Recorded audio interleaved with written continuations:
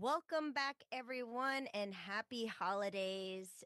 Jingle, jingle, jingle bell. I hope I have some Christmas presents under my Christmas tree. You do have some Christmas presents because we were in Williamsburg this weekend and we passed them off to your Auntie Lala to take back to you. So there's a box of presents and there's also some historical colonial Williamsburg chocolate for you as well. So you can make the Oh, heck yes. super rich historical Heck chocolate that you love. yes. 1 million Yes. calories for a tiny little, tiny Totally little cup of it. fine. I'm there. Yes. So, as you hear, I have just recently been in Colonial Williamsburg, and I've been doing a little bit more research into the history of the time, so we could try and make this as historically accurate as possible. And we are continuing the adventures of Mistress Rose O'Malley with a special spooky Christmas episode. Okay. You know what? You can't have Christmas without ghosts. Absolutely. Yeah. This was a traditional historical thing to do as well at Christmas, darkest time of the year, to tell ghost stories over the 12 days of Christmas. And in particular, of course, Charles Dickens made this very famous because he loved a ghost story. At Christmas, Christmas Don't we Carol all? and everything. He loved telling ghost stories to spook his kids.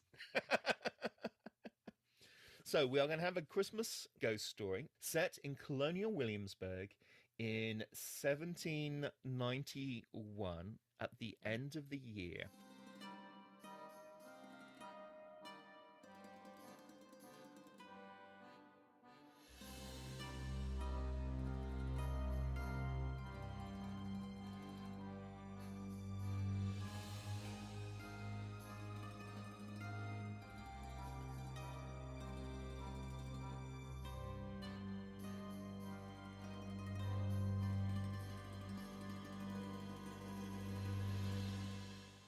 We are finding ourselves outside of the Raleigh Tavern. Now, the Raleigh Tavern is a particularly famous tavern in Williamsburg. You can go and visit it today.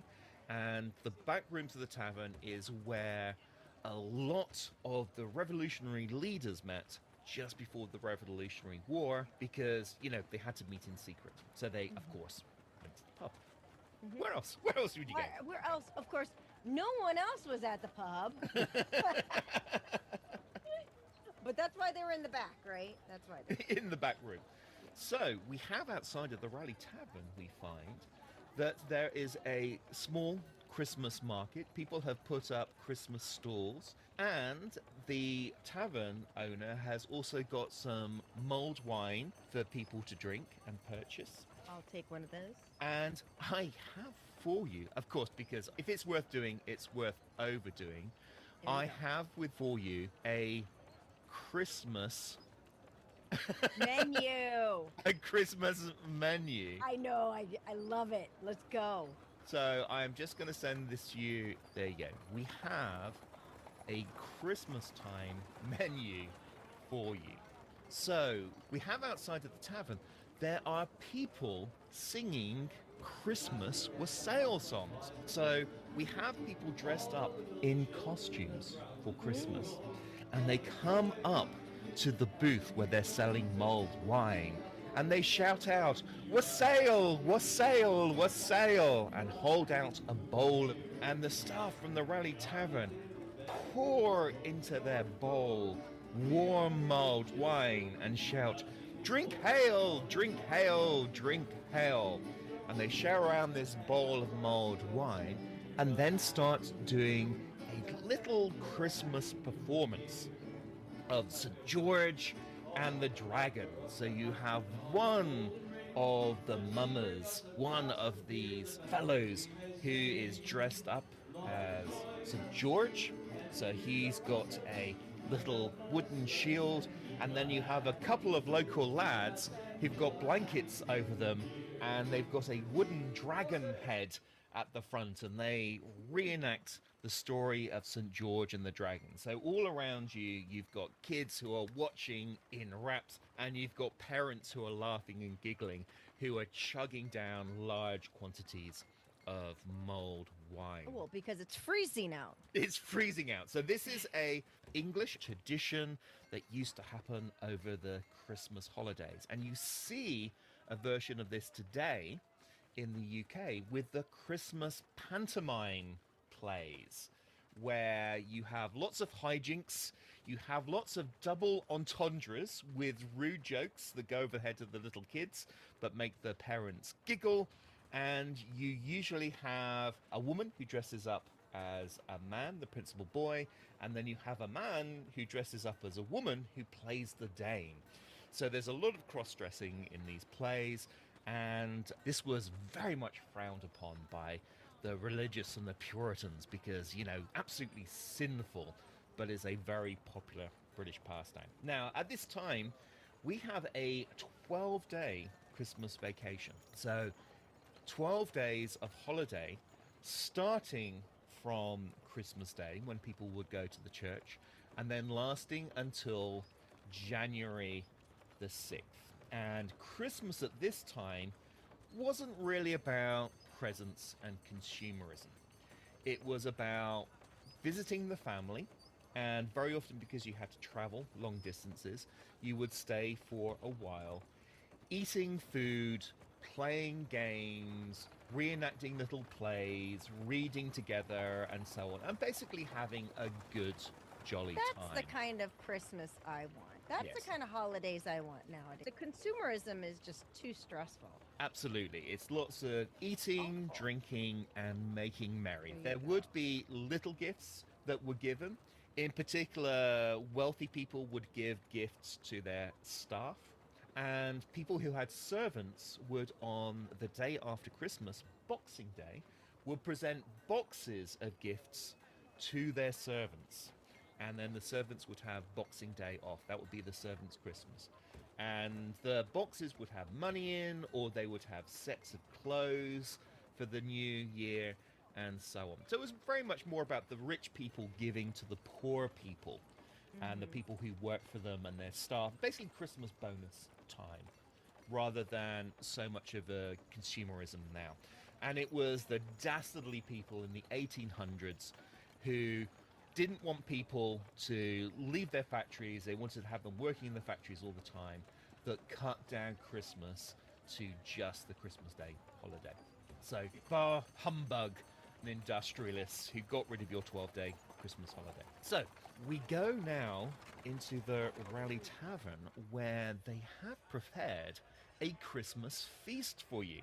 Ooh, I And- want the soup with the winter roots. Winter root soup. So, of course, this is seasonable vegetables, nice and Yes. hearty and healthy. Spicy pepper pottage, oyster stew from the Chesapeake Bay oysters with lots and lots of cream in, so very unhealthy. Lots of cholesterol there. Roasted meats, turkey, hams, venison, and so But I'll forth. definitely take the pickled salmon garnished with lemon. Pickled salmon, yes, definitely, because Williamsburg is so close to the James River. There'd be a lot of fish dishes, eels, pickled salmon, shad.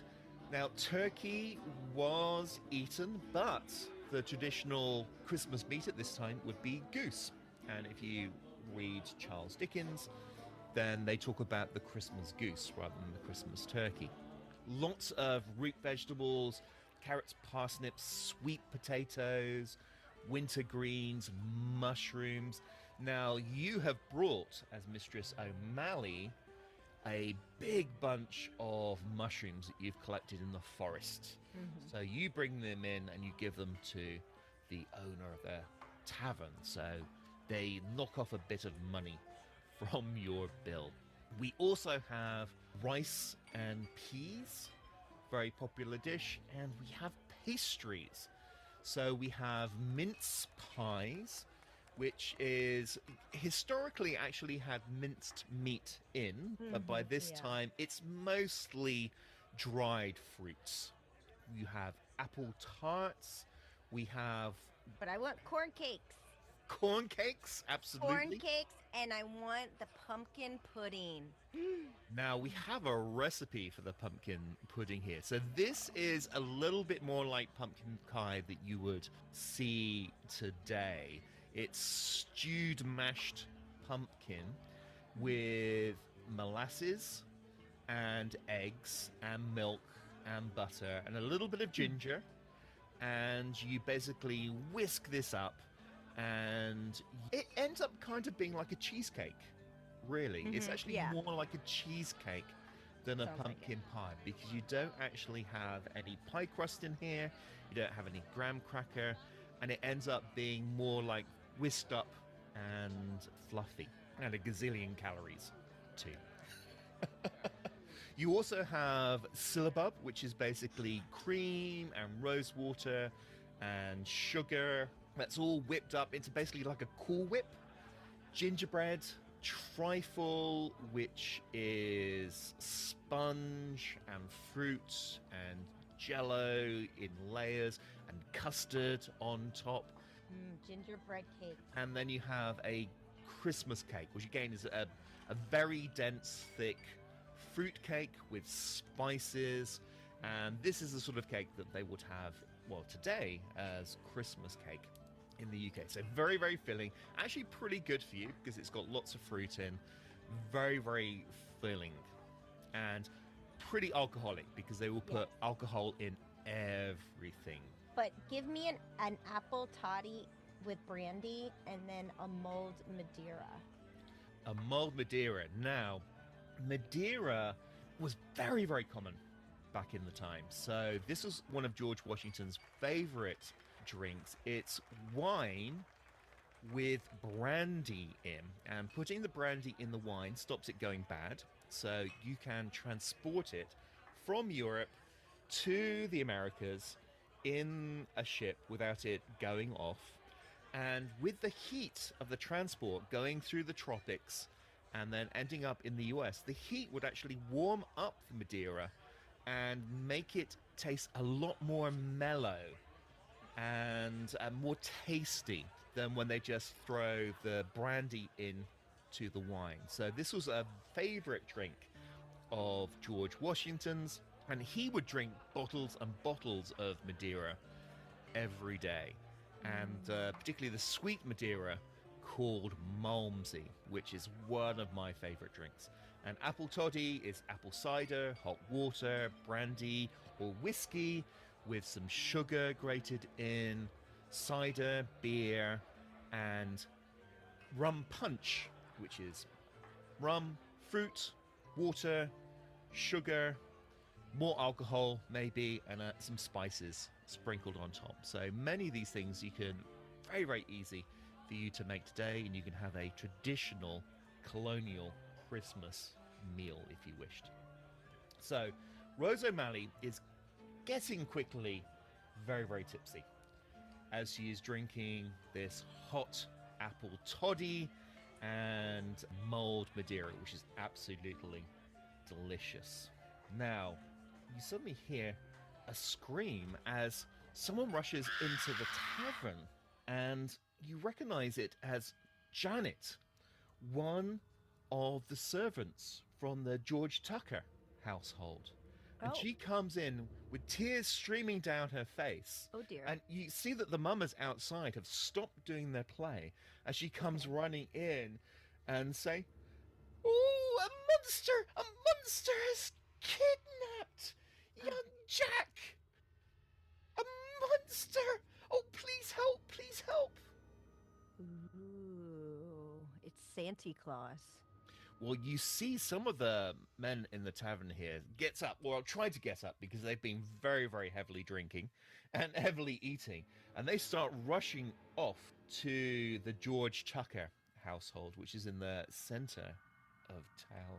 And the poor woman sits down, and Miss Rose O'Malley, being a kind and generous person, comes up with her mulled Madeira and offers it to poor Janet. And she sits there drinking this mulled Madeira, sobbing and crying. Well, what's wrong? There was a monster. There's a monster. And, and I was out the back. What did it look like? It was terrible. It was horrifying. It was tall, and it had horns, and on its back, it had a basket, and it threw poor Jack into the basket, and then it ran off with click clop, like a horse into the woods. It was terrifying. How in the world did Krampus get all the way over here from Europe? What is Krampus? Well, it is a beast that comes out in December and steals bad little children. No, not poor Jack. He's a good boy. Well, But what did Jack mostly do? good boy. He must have done something. No, well, he's a mischievous little lad, to be sure. But he doesn't deserve being taken away by a monster. Let me come see the scene of where it happened. Okay, you help her finish off her mulled Madeira, and she takes you a couple of houses away. Yeah, it's only about 2 blocks away from where you are at the moment to the George Tucker house, which is a big house, you know, big fancy house in Williamsburg. And she takes you to the back. There's a courtyard area where there are stables and there are kitchens and there are quarters where the enslaved people work and live, because slavery is still legal, sadly, at this time. It's illegal in the UK, but still legal in the US. And she takes you to the courtyard and says, "This is where he was playing. He was supposed to be grinding peas to make pea porridge for the Christmas meals. But he was playing here with his top, and then this horrible beast appeared and grabbed him and threw him into a basket." Now, I want you to make an observation roll, please. Ooh, none. No successes. My observation is poor. Oh, okay. Now, you can take a stress point and re-roll if you Yeah, wish. let's do that. Jeez, nothing again. Might as well. I'm not rolling well. You're not rolling well. Mm-mm. It's okay. I'm willing to be blind at this moment. Okay, so you look around, and unfortunately, so many people have been here, including some drunken fellows from the tavern who came rushing to the courtyard and rushing out. But you do see that there seems to be like an animal's footprints, like a cow's footprints in the snow and in the mud. Okay. And you see that there's a little wooden top where he was playing, and there's a bag of dried peas, and there's a big mortar and pestle that he was supposed to be grinding up to make like powdered peas that you then put in soup. Yeah. So you see where he was sat, there are cloven footprints in the mud and snow. So I'd like to follow those footprints. Absolutely. And see where they go. You can definitely try following them. So you start walking off, and there's, again, a lot of footprints from all these drunken people from the tavern, but you do manage to follow them out to the courtyard door. Now, unfortunately, it's time for you to make a roll again. So can you follow this? I'm going to do observations. Okay, so observation, roll away. Yeah. And I got 2 successes. 2 successes, excellent. So you've got a really good success. So despite all these footprints and so forth, you do manage to find the trail, and it heads off towards the woods. Now, as you're walking along, following this trail, there's a strange smell of sulfur and pine sap, which is very odd. Now, you being a bit of a witchy type, you know both of these elements because you use them in your spells and your ointments and so forth. And I found both of them a little bit further up In the woods, this sort of strange smell, and you follow these cloven footprints, and you see there's lots of snapped twigs, which are quite high up in the trees. So whatever passed through here was big and tall.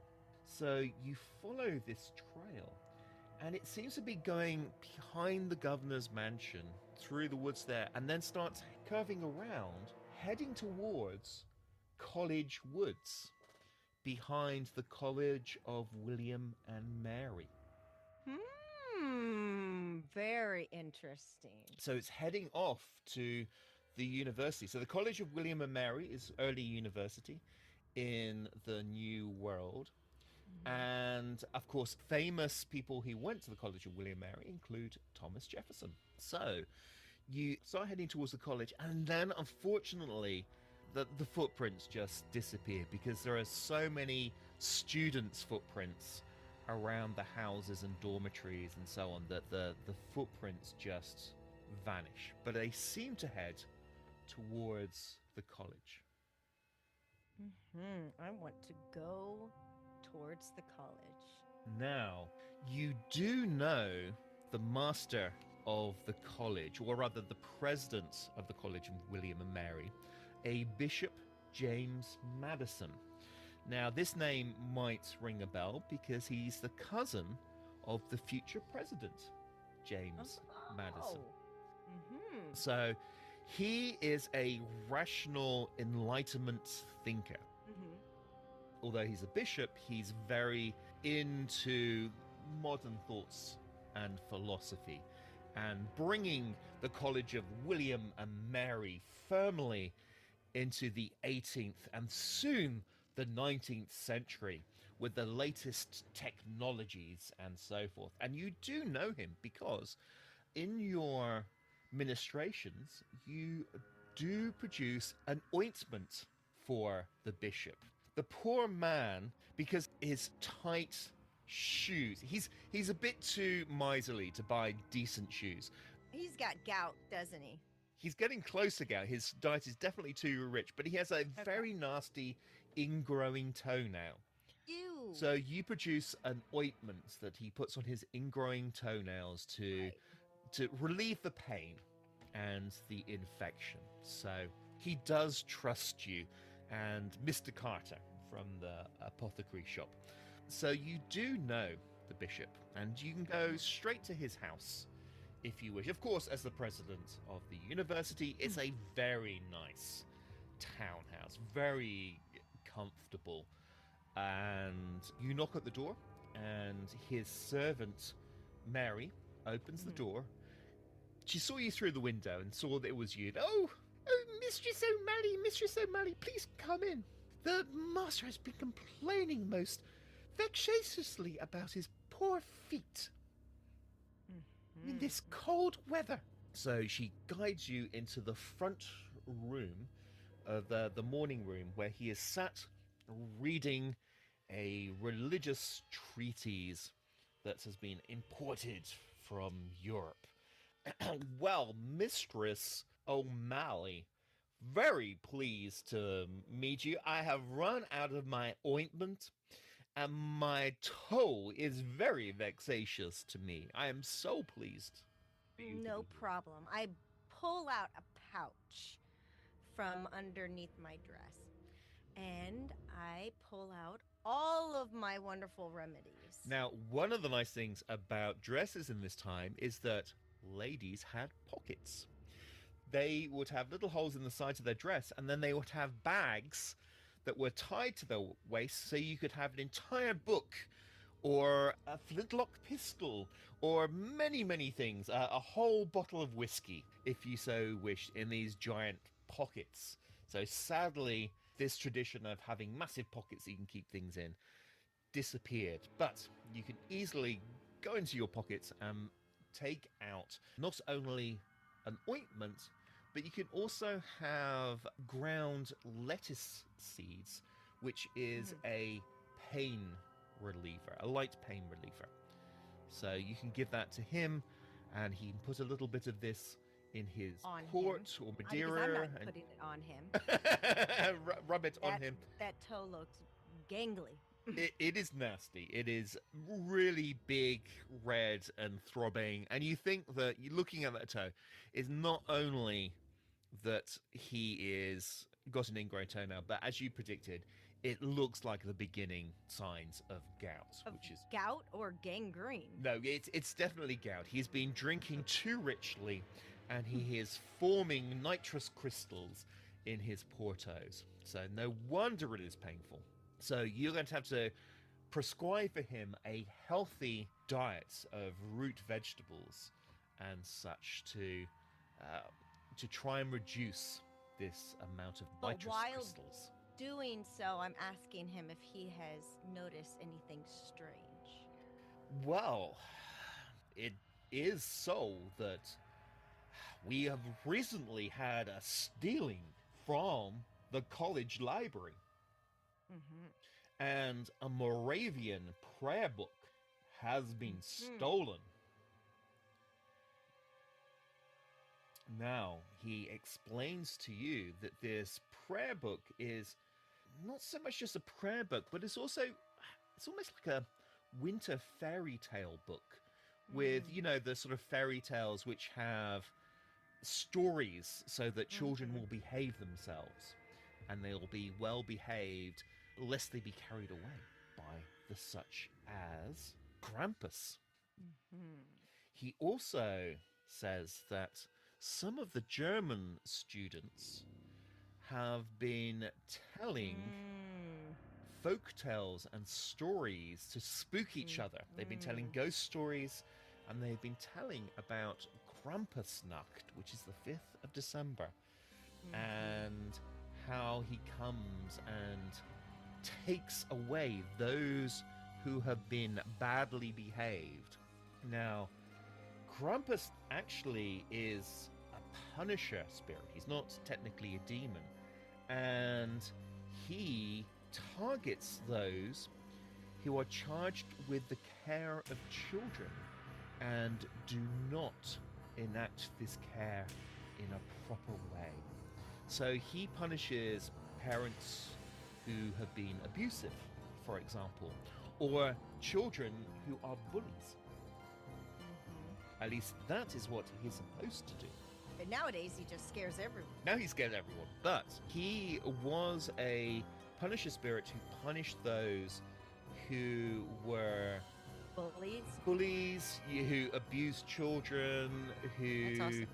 And also, when there's a sort of a level of difference. So it could, for example, be a teacher who abuses students as well. Awesome. So...